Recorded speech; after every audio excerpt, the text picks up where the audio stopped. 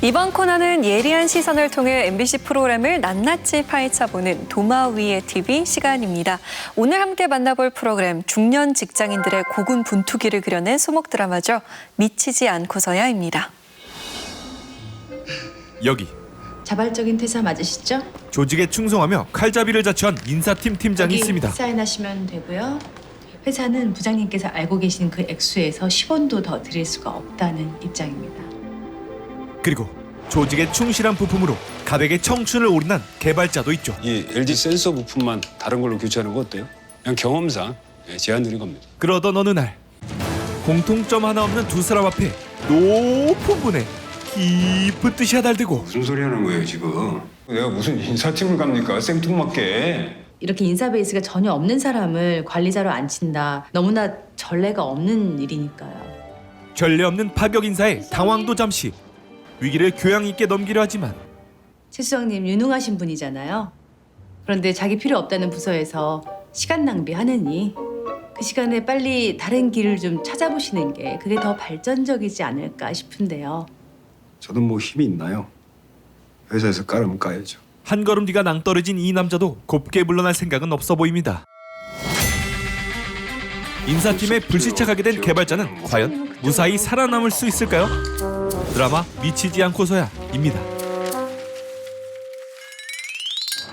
회사에 뼈를 묻은 지 22년 된 이 남자의 이름은 최반석. 그는 요즘 사는 게 사는 것 같지 않습니다. 다시 하실게요. 아마 이 모든 일의 시작은 이직을 결심하면서부터였던 것 같습니다. 인생의 황금기를 함께한 사업부에 날카로운 정리해고 바람이 불지만 그는 다행히 능력을 인정받아 다른 사업부로 발령받게 되는데요. 최 수석님 오셨어요. 아유 오셨네요. 반갑습니다. 개발 1팀 팀장 한세건입니다. 네, 최원석입니다. 핵심 개발 부서의 빈자리를 꿰찬 만큼 실력을 보여줄 기회를 엿보던 찰나 이게 왜 이렇게 작동을 못하지? 어제 오류 수정 다 했는데. 해봐요. 센서 라인 겹쳐 있잖아. 그동안 이 손으로 탄생시킨 히트 과정과 특허 기술이 몇 갠데 이 정도는 딱 보면 바로 사이즈 나오죠. 저희 팀장님, 이거 뭐 너무 어렵게 갈 거 없이 이 LG 센서 부품만 다른 걸로 교체하는 거 어때요? 예?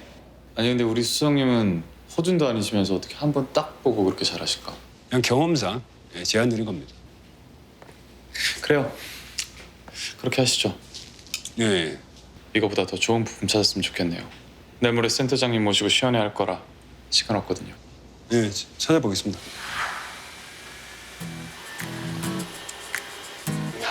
대박. 이걸 이틀 만에 다 하신 거라고요? 예, 뭐. 하지만 시연의 당일 인생은 실전이라고 했던가요? 왜 이래? 어제까지만 해도 아무 문제가 없었는데. 아니 20년 차가 돼가지고 그걸 변명이라고 하고 있어? 다음 시연에도 이 모양이면 프로젝트 자체를 재검토할 겁니다.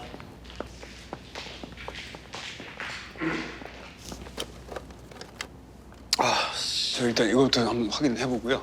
됐습니다, 수석님. 뭐가 문제인 줄 알아야지. 아는 게 문제가 아니라 잘 나가던 프로젝트에 갑자기 끼어들어서 이런 민폐까지 끼쳤으면 제일 먼저 죄송합니다. 이게 먼저 아니에요? 예, 저기 사과는 제가 나중에 하고요. 일단 이거부터 최 소장님. 잘한다 하니까 내가 당신 밑으로 보여요? 내려놔. 최 수석님 로천 프로젝트 손 떼요. 젊은 팀장 앞에서 무너진 자존심을 수습할 겨를도 없이 운명은 그를 시험에 들게 하고 어딜 가라고요? 인사팀. 아니 저번에 그 데모시간 한 것 때문에 그래요 지금? 저 이제 실무에서 손 뗄 때 됐잖아. 그리고 이 작은 소동이 일으킨 바람은 대폭이 되어 엉뚱한 곳으로 날아갑니다. 별명은 칼잡이와 듣기는 칼춤 죽인 이 여자 이름은 당다랑당 당자영. 부센터장 승진 가능하신 거. 인사팀이 무슨 교도소니? 사고 쳤다고 보내게? 연구 동의서도 어차피 못 받아. 센터장 승인 끝났어. 윗선의 결정이라면 죽는 신용도 하던 그녀가 이번 인사엔 반대하는 이유가 있습니다. 인사팀장 자리가 있는데 본사는 아니고 창의사업부야. 정리하는 걸로 가닥이 잡혔나 보네요. 바로 아무도 모르게 창인사업부 매각을 준비하라는 비밀 미션 때문인데요. 회계팀 에이스를 모셔도 부족할 판에 이런 개발자라뇨. 왜요? 나 못 받겠어요? 뭐 당 팀장이 뭐 어떻게 생각하시든 간에 난 버틸 거니까. 예. 버팁니다. 굉장히 융통성 없어 보이는 체크 셔츠부터 영 마음에 안 들었습니다. 근데 변수가 생겼어. 벨코에서 핵심 인재들까지 포함한 매각을 원해. 인재 유출 최대한 막으라고. 그걸 저 혼자 어떻게 막아요? 개발자들 중에 창인 씨 토박이 있을 거 아니야. 그러시죠. 앞으로 잘해봅시다. 최반석 인사부장님. 결국 차영은 인재 유출을 막기 위한 비장의 카드로 이 구역의 터줏대감 아, 예. 반석을 설득합니다. 익숙하던 공구와 회로판 대신 키보드와 마우스를 든 인사부장이 된 반석. 오케이. 이 정도면 뭐 퍼펙트하긴 퍼펙트해. 팀장님. 팀장님 잠깐만. 저 잠깐 할 얘기 있는데. 난데없는 하극상 현장을 마주하게 된 두 사람. 미쳤네, 미쳤어. 미치긴 했네 진짜. 나 이대로 그냥 못 넘어갑니다. 아니 가해자도 입이 있네요. 무슨 말씀이신지. 어디 새파란 선임 주제에 팀장 팔을 꺾어? 이건 엄연히 폭행이라고요, 폭행. CCTV 상으로는 누가 봐도 성추행이던데요. 뭐? 성추행? 아주 손만 대면 다 성추행이지. 이게 성추행으로 보입니까? 에? 후배 격려차 어깨 좀 두드려 준 게 성추행이면은 여기 사업부 남자들 전부 다 고소당해야 돼요. 에? 어쨌든 정선님께 당장 내 앞에 와서 무릎 꿇고 사과하라고 하세요. 나 그전에 절대로 일 못해. 안 해. 성추행범 주제에 저렇게 당당할 수가 있나요?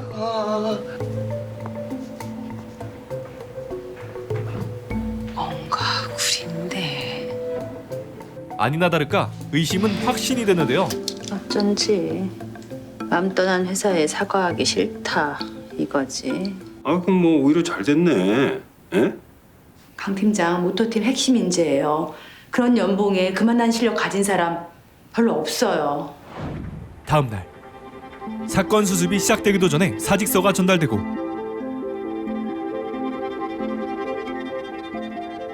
실질적 모터팀 에이스인 우정도 뜬금없는 사직서를 낸 건데요. 팀장님, 저 어떻게 된 건지 내가 면담 좀 하고 올게요. 최 부장님이요? 아니 팀장님 진짜 이러시면 어떡해요? 되나? 안 돼요. 제가 어제 다 수정해 놓은 거예요. 아, 이 자식이 진짜. 아니 너 팀장님한테는 수정해준다고 약속해놓고 이러시면 어떡해요? 이거 조작이에요 팀장님. 아니 대체 어제 한세건 팀장이랑 무슨 얘기를 한 겁니까? 뭐 협박이라고 당했어요? 조작이라니 이 얘기를 듣고 가만히 있을 순 없죠. 여기죠. 방금 한 말도 뭐야? 한성훈 팀장 협박은 뭐고 모토 얘기는 뭐야? 응? 강 팀장이 뭐 무청팀 떨어뜨리려고 조작이라도 했다는 거야? 뭐야? 그런 거야? 왜 대답을 안 하니? 뭔 소리야 대체? 최근 사업팀에는 매출 하위 제품 개발을 중단하겠다는 본사의 계획이 전해진 상황. 개발팀 직원들이 사활을 건 만큼 권모술수가 존재할 거란 의심은 어찌 보면 당연한 일이겠죠. 저기 아까 한 말 다시 해봐. 저는 최 부장님께서 무슨 말씀을 하시는지 잘 모르겠습니다. 오해가 좀 있었나 봐요. 저랑 얘기 좀 하고 오시죠. 아이고. 아니 좀 우선 얘기를 나눠서. 그럼 저 테스트 합시다. 테스트. 사람은 거짓말해도 기계는 거짓말 안 할 거 아니에요. 아 그래 해봐 테스트. 아니 QA 불러서 제대로 해. 자, 먼저 무선 청소기 흡입력 테스트 결과 알려드리겠습니다. 지난 차수 테스트 결과 대비 약 10% 더 떨어졌습니다. 제가 뭐라고 그랬습니까? 에? 로청 결과도 들어봐야죠. 흡입력 수치가 지난 테스트 결과 대비 20% 20% 올라. 아니다 30% 더 떨어졌습니다.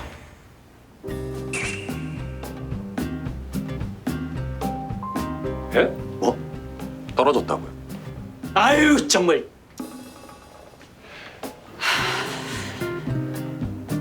아니 그 테스트 결과가 이게 이상한데 이게 지금. 그렇게 이상하면 최 부장님이 밤새 확인하시고요. 예, 다시 테스트하시고요. 그리고 집에 가시면 되겠네요. 네. 숫자는 거짓말을 안 한다지만 조작이라는 단어는 신경 쓰이는 반석.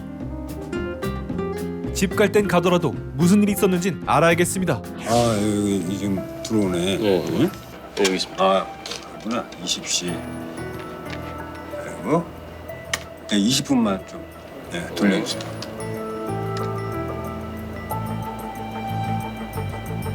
그리고 그날 저녁. 저기 팀장님, 최 부장님이 주고 가셨어요. 팀장님 꼭 드리라고. 모두가 흡입력 테스트 결과에 정신이 빠져있던 그 순간 저는 봤습니다. 너무나 태평한 얼굴로 핸드폰을 보는 유채김. 유우종은 처음부터 테스트 결과를 알고 있었다는 겁니다. 무슨 근거로? 로총팀에서 모토 수정을 요청하던 날도, 강 팀장이 무청팀 모토를 바꿔주겠다고 큰소리치던 날도, 늦게까지 남아 진짜로 일한 사람은 강민구 팀장이 아니라 유우종 책임이었습니다. 야근을 자청하며 모토 테스트를 했던 유책임은 각 팀의 문제점을 파악했을 겁니다. 모토 구동팀의 진짜 핵심 인재는 유우종 책임입니다. 반석의 보고서 끝. 여전히 보고서 양식은 엉망이지만 날카로운 분석과 탄탄한 자료들은 흠잡을 곳이 없네요.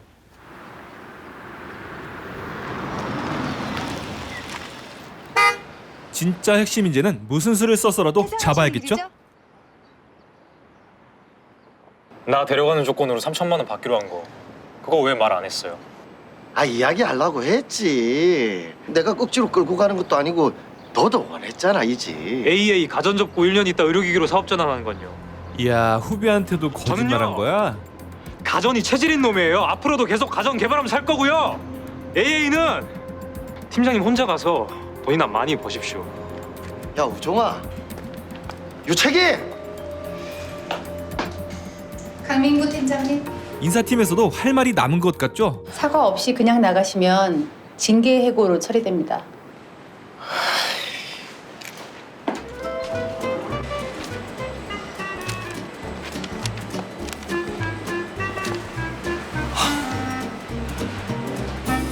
영혼 없는 사과보다 이게 훨씬 더 좋네요.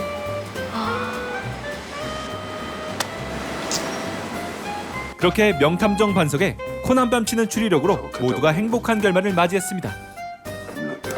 그러나 자영에겐 고난이 다가오고 있었으니 사모님, 웬일이세요? 백호전자에서 고용 승계 100% 안 받겠대. 창인사업부 인력 중에 80%가 정규직이에요. 그 80, 40으로 줄여봐.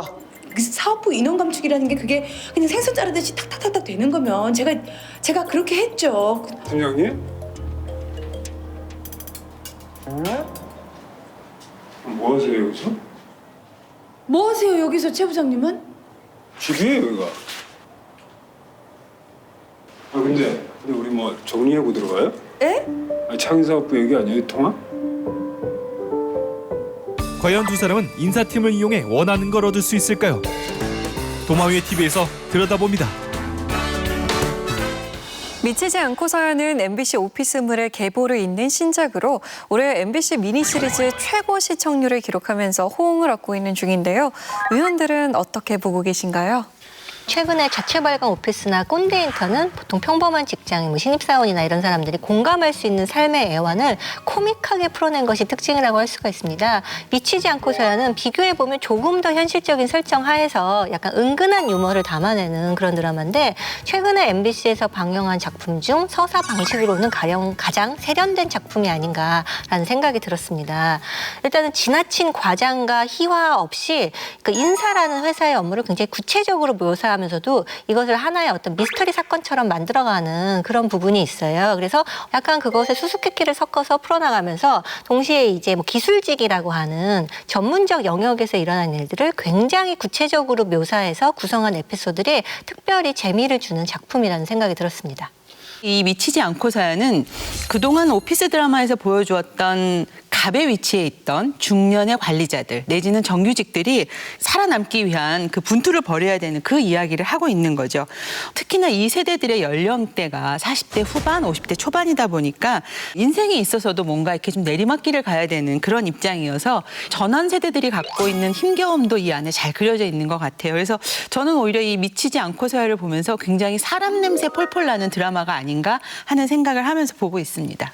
미치지 않고 서야는 굉장히 좀 직구로 웃음기를 싹 거두고 약간 정색하면서 꺼내는 이야기여서 저는 좀 매우 흥미롭게 보고 있고요. 특히나 첫 화 시작할 때부터 평생 몸담았던 직장에서 그 어떠한 협상 가능성도 없이 그냥 쫓겨나야 되는 상황에 놓여 있는 사람들과 이 사람들을 잘라야 하는 인사팀 직원들의 이제 사연을 보여주면서 시작하잖아요. 그 부분이 굉장히 좀 지금 시대 정신에 오히려 맞는 게 아닌가라는 생각이 좀 들었고요. 또 저는 또 한 가지 더 특별하게 좀 보고 있는 거는 기존의 인사팀 직원들은 악역이거나 혹은 주변부 인물로 그려졌거든요. 나를 자르러 오는 사람들 이렇게 그려졌는데 이 작품은 그 사람들도 사실 위에서 시켜서 하는 노동자이고 이 사람들도 애환이 있는 존재다라는 걸 보여주면서 회사가 보낸 노동자와 노동자가 싸움으로써 자본이 덜 다치기 위한 어떤 술책을 부리고 있는 것이다라는 걸 되게 잘 보여주고 있는 드라마여서 그런 접근 방법이 이 드라마가 가지고 있는 고유의 매력이 아닌가 싶습니다. 미치지 않고서야의 또 다른 차별점으로는 격변하는 직장 문화 속에서 치열하게 버텨나가고 있는 중년 직장인들의 삶에 초점을 맞추고 있다는 건데요. 중년 직장인들의 애환이 잘 드러났던 인상적인 장면을 꼽아주신다면 어떤 장면이었을까요? 1회에 보면은 그 김영수 수석의 희비가 엇갈렸던 장면이 가장 인상적이었는데요. 이 김영수 수석 같은 경우에는 이제 본인이 면담 대상자였죠. 그래서 이제 그 주변을 어슬렁거리다가 우연치 않게 그 인사팀에 열려져 있는 화면을 보면서 잔류자 명단에서 자기 이름을 발견한 거예요. 근데 동명이인이 있었던 걸 모르고 아내에게 기쁘게 전화를 합니다. 나는 아니야. 이런데 이제 이 상황을 알고 인사팀에서 급히 와서 통보를 하죠. 어떻게? 몇 시간 보내?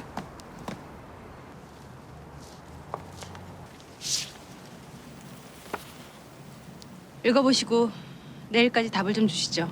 잠깐만요. 5년만. 3년만 더 회사에 있게 해주십시오. 네? 회사가 충분히 고려해서 내린 결정입니다. 5년, 아니 3년만이라도 회사에 더 다니게 해달라 하는 이 말이 아마 모든 사람들이 하고 싶은 얘기였을 것 같아요. 그리고 그 넓은 주차장에 주저앉아서 아이처럼 펑펑 울 수밖에 없잖아요. 그래서 정말 그 부분들이 너무나 절절해서 IMF를 겪었던 분들 내지는 유사 경험을 하신 분들은 아마 쉽게 공감할 수 있는 장면이 아니었을까 싶고 아마 이 장면이 여기서 끝났다면 그냥 그런 일이 있었어라고 하겠지만 다소는 이상적이긴 한데 최원석 부장이 이제 해외 취업이나 이런 것들에 헤드헌트에서 연락이 왔던 하나의 건이 있었잖아요. 이거를 그냥 흔쾌히 이 김영수 수석에게 넘겨주면서 동료애를 보여줘요. 그래서 어떻게 보면 굉장히 절박한 순간이지만 나 혼자만 있는 것은 아니다. 누군가가 도움을 줄 수 있는 사람이 있구나 하는 이상적인 도움의 어떤 희망적인 모습들 그것을 함께 보여줘서 저는 이 미치지 않고서야라는 이 드라마가 가고자 하는 방향들이 이 장면 안에 좀 들어있지 않나 하는 생각을 하면서 봤습니다. 이제 청년 직장인들은 고용 불안에 물론 이렇게 시달리긴 하겠지만 적어도 어떻게 앞으로 성장할 수 있다. 또 은퇴를 앞둔 그 세대 같은 경우에는 이제 진작부터 준비해왔던 그 인생의 후반전을 좀 준비할 수 있는 그런 마음가짐이라도 되는데 중년 직장인들이 이도저도 아닌 너무나 애매한 세대인 거예요.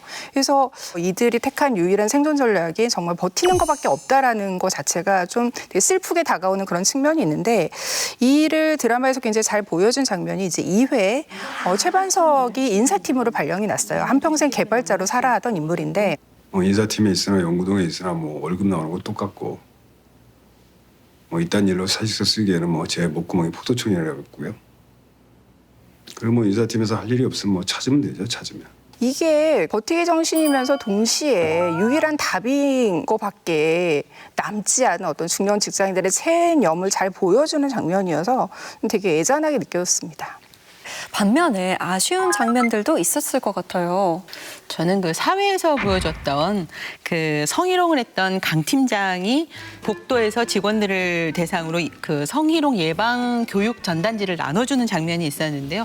저는 사실 이 장면이 굉장히 좀 뜬금없는 장면이 아닐까 하는 생각이 들었어요. 우선 첫째는 강 팀장이 벌였던 그 성희롱 사건에 대해서 제대로 조명을 하지 않았어요. 회사 안에서. 왜냐하면 이제 당자영 팀장도 그것에 대한 심각성은 알고 있었지만 그 와중에 본사로부터 어떤 미션이 내려오잖아요. 매각 과정에서 핵심 인력들을 잡아둬야 된다. 그러다 보니까 강 팀장의 문제를 사실은 좀 이렇게 유야무야 처리하는 그런 부분도 있었고, 그다음에 그 회사 조직 안에 이 사람이 성희롱을 했다라는 것이 사실은 공개되지가 않았어요. 그런데 뜬금없이 강 팀장이 복도에 서서 그런 걸 나눠주면 문제 해결을 하는데 이게 과연 현명한 방법이었을까 하는 생각이 들고, 그런 면에서 이건 현실적이지도 않았고, 그다음에 성희롱이라는 문제를 해결하는 데는 적절한 조치도 아니었다라는 생각이 생각이 저는 들었거든요.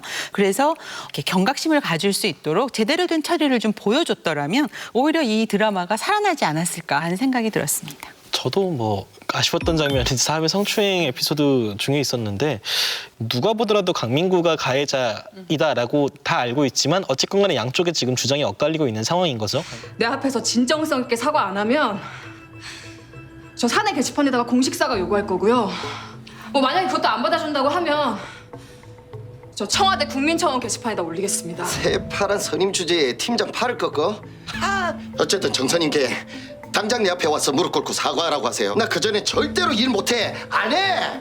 양쪽 모두 다 피해자라고 주장하고 있는 상황이면 오히려 더 쉽게 피해자 보호 차원에서 두 사람을 일단 분리 조치를 하겠습니다라는 어떤 최소한의 이렇게 보호 조치를 취하기가 되게 수월한 상황이거든요. 그런데 분리 조치라는 최소한의 조치도 안 취한 이 인사팀은 쉽게 좀 이해하기가 어렵기도 했고 약간 작품 안에서 그런 식으로 조치를 취하는 게 나왔더라면은 시청자들에게도 아 저런 식으로 조치를 일단 취하는 게 순서구나라는 걸 좀 알려줄 수 있는 그런 기회가 되지 않았을까라는 아쉬움이 큽니다.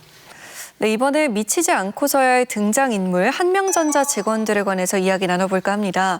22년차 엘리트 개발자이지만 인사팀에 발령받게 된 최반석 역의 정재영 씨, 그리고 지독한 근성을 가진 인사팀장 당자영 역의 문소리 씨, 최연소 팀장이자 트러블메이커 한세권 역의 이상엽 씨가 등장하고 있죠. 이 세 주연 배우의 역할에 대해서는 어떻게 보고 계시나요? 이 최반석과 당자영, 한세권 이 세 사람들은 겉으로 보기에는 앙숙 관계이죠. 한때는 부부이기도 했고 뭐 또 나이 많은 선배를 팀원으로 같이 있어야 되기도 하고 전혀 인사 업무 경력이 없는 사람을 그것도 수석사원으로 데리고 있어야 되는 당자영의 입장은 정말 뭐 복장이 터질 수밖에 없을 텐데 그럼에도 불구하고 이들이 각각 조직 내에서 자기가 목표한 바대로 살아남기 위해서는 필연적 공생관계를 가져갈 수밖에 없는 거죠. 그래서 서로 다르지만 이렇게 협력해가는 과정들 그것이 바로 직장인 곳이야 이렇게 보여주는 그런 인물의 설정들이 아닐까 하는 생각이 들었습니다. 저는 당자영이라는 캐릭터가 먼저 보이는 게 기존의 오피스물에서 뭐 중간관리자가 주로 뭐 이런 사회초년생 신입사원들의 뭐 선배라든지 아니면 뭐 악역 상사라든지 이런 식의 조연에 머문 거에 비해서 중간관리자가 이렇게 전면의 주인공으로 나선 적이 거의 없고 특히나 그 중간관리자가 여성이었던 적이 거의 드물었다는 점에서 굉장히 좀 유의미한 캐릭터라고 생각을 하고 그리고 이 인물은 정말 긴장감으로 똘똘 뭉쳐진 그 살짝 건드리기만 하면 소리가 나올 것 같은 그런 팽팽하게 당겨진 신경줄이 이제 겉으로 좀 보이는 그런 인물이에요. 그런 캐릭터를 이제 문소리 씨가 특유의 살짝 주름이 잡히려고 말락하는 그 미간과 약간 톤이 이제 오르락내리락하는 그런 목소리로 잘 하고 있어서 이제 좀 인상적으로 다가오는 것 같습니다. 정재영 씨는 능력이 있지만 동시에 약간 어떤 세상을 약간 달관하면서도 또한 동시에 열심히 살아가는 사람 이런 인물의 역할이 있는데 그런 것들 역시 연기로서 잘 보여주고 있는데요. 한세권 역할을 보면 굉장히 좀 악역에 가까워요. 이기적이고 심지어 사회성도 떨어지는 그런 비열한 인간인데 그렇다고 해서 이 사람이 너무나 큰 빌런이냐라고 생각하면 좀 그렇지는 않은 거예요. 왜냐하면 당자영에게 심정적으로 기대는 모습에서는 좀 약간 귀여운 모습이 있어서 복합적인 면모가 있는 거죠. 그래서 한세권 언젠가 큰 코 다쳐야 되는데 망해야 되는데라고 생각이 들지만 또 완전히 망하지는 않았으면 하는 마음이 드는 그런 미묘한 감정이 들게 하는 역할이라는 생각이 듭니다. 자, 이 밖에도 미치지 않고서야에서는 직장에서 한 번쯤은 마주할 것 같은 다채로운 캐릭터들이 등장해서 재미를 더해주고 있는데요. 주연 배우 외에 눈길을 끄는 캐릭터가 있다면 누구일까요? 단연코 재무팀의 신정아 아닐까 싶습니다. 이 신정아라는 인물이 첫 등장하는 장면을 보면 굉장히 깐깐하게 재무 업무를 하는 모습들이 보여요. 이거 알아보니까 숙박한 손님도 없었고 카드 단말기도 없는 데예요. 이거 절대 결제 못 해드립니다. 진짜 인간들 자기 돈 아니라고 막 쓰고 말이야. 내가 나만 정직하지 나만. 그런 과정이 쭉 보여지면서 입사 동기였던 당장 팀장이 조용히 들어오죠. 그래서 와서 살살 꼬시잖아요. 인사팀에서 같이 일을 하자고. 열심히만 일해주시면 제가 정규직 전환 꼭 되도록 힘써보겠습니다. 정규직이요? 네, 난 계약직이 더 좋아요. 자기 소신이 강하기 때문에 앞으로 이야기 전개에 있어서도 당자영 팀장이 좀 앞서 나간다거나 아니면 미적거릴 때 굉장히 중요한 조언들을 해주는 조력자로서의 역할을 충분히 이 사람한테서 기대할 수 있겠다라는 생각이 들었고, 요즘 직장 생활에 하는 사람들을 보면 좀 이런 형태의 인물이 많은 것 같아요. 그러니까 자기에게 주어진 일들은 최선을 다해서 잘하지만 과도하게 회사라는 곳에 자기의 인생을 다 걸지 않는, 회사의 일은 일이고 나의 삶은 삶이라고 하는 그런 부분들이 많아서 아마 이 인물에 몰입해서 보실 수 있는 분들도 많지 않을까 하는 생각이 들었습니다. 저는 이제 이 신정아의 동생으로 나오는 품질보증팀 책임 신한수에게 약간 눈길이 갔는데요. 역시 신한수도 어떻게 말하면 비슷한 인물이에요. 보통 사람이 갖고 있는 직장인의 야심하고 약간 좀 벗어나 있는 그런 인물로 보이는데요. 또한 동시에 굉장히 회피적인 전략을 쓰고 있습니다. 그러니까 내 일은 하되 남의 일에 간섭하고 싶지 않은 거죠. 가령 뭐 예를 들어서 최반석이 하드웨어만 가지고는 안 되겠다 싶어서 소프트웨어를 공부하고 프로그래밍 짜는 걸 공부하는데 카페에서 신한수를 만나요. 그래서 신한수한테 자기 프로그램 코드 짠 것을 리뷰해달라고 하죠. 이 코드 최적화가 잘 됐는지 좀 확인 좀 하고 싶어가지고. 말년병장의 부탁을 받는 이등병의 심정이랄까요. 오픈소스 커뮤니티에 올려보시죠. 거기도 잘하는 사람들 많은데요. 그런데 또 갈등은 싫기 때문에 그 리뷰를 받아줘요. 저기요. 그거 그냥 주세요. 제가 봐드릴게요. 아 진짜요? 그 리뷰를 받기는 받았으나 이게 너무나 시간 낭비라고 생각이 들어서 대충 해서 돌려보내죠. 결국 회사 내에서 여러 일들이 일어났을 때 거기에는 끼고 싶지 않다. 나의 일만 하고 싶다. 이러한 어떤 경향을 보이는 것인데, 그럼에도 이 인물 자체가 정말 이 드라마의 히든 카드일 거라고 생각을 해요. 그래서 나중에 최반석에게 어떠한 역할을 하고 그래서 이 사건을 어떻게 풀어나갈지 정말 기대가 되는 인물입니다. 자, 이제 한명전자 직원들 사이에 얽히고 설킨 이야기가 본격적으로 드러나면서 오피스 정글이라고 불리는 직장의 치열한 세계가 펼쳐질 예정인데요. 앞으로의 시청 포인트를 꼽아주신다면요? 경영진은 매각을 해야 되니까 인력 감축은 필연적이라고 하고, 당자영은 회사원이니까 그 명령을 지켜야 되지만 그렇다고 해서 사람들에 대한 연민이 없는 것은 아니거든요. 최반석도 마찬가지죠. 자신의 어떤 일자리도 지키지만 역시 그 동료들을 지켜야 되는 그런 의무감이 있는 사람이에요. 그래서 이런 기업의 경영 논리와 개인의 행복 추구권이 부딪힐 때 그것을 어떤 선택으로 풀어나갈 것인지, 그 이야기가 가장 흥미로운 시청 포인트가 아닌가 싶습니다. 저는 이 드라마의 이제 주요 캐릭터와 얽히고 설킨 인물 관계가 어느 정도 드러난 딱 이 시점에 드라마의 전체적인 갈등 구도를 다시 한번 환기를 해보면 훨씬 더 재미있게 시청을 할 수 있을 것 같아요. 가장 근본적인 갈등이 그 조직도의 맨 위에 위치한 한명전자라는 본사가 지금 생존 경영은 슬로건으로 내세울 정도로 경영 위기에 모여 있다는 거고, 거기에서 이제 1차적으로 파생된 갈등이 이제 그 조직도 바로 아래에 있는 창인사업부인데, 거기에서 이제 매각을 놓고 어떻게 사업부를 처리하느냐, 여기에 좀 갈등이 지금 또 한 차례 갈등이 있고, 그다음에 그 사업부 안에서도 이 막중한 인원 감축이라는 미션을 수행해야 하는 인사팀의 갈등이 또 있는 거죠. 근데 이 세 겹의 갈등 구도가 서로 이렇게 맞물려서 돌아가기 때문에 저 인물들의 선택에 따라서 드라마의 갈등들이 어떤 연쇄적인 그 파급 효과를 가지면서 그걸 흔드는가, 이런 점들을 염두에 두고 보시면 더 흥미롭게 감상할 수 있을 것 같습니다. 중년 직장인들의 삶을 현실감 있게 그려내면서 진한 공감과 재미를 전해주고 있는 오피스 드라마 미치지 않고서야, 씁쓸한 현실 속 시청자들에게 따뜻한 위로를 건넬 수 있는 작품이 되어주길 앞으로도 기대하겠습니다. 자성의 소리와 리얼한 비평을 가감없이 전하는 리얼 비평 탐나는 TV. 날카로운 시청자들의 목소리를 담아서 다음 주에 다시 돌아오겠습니다. 고맙습니다.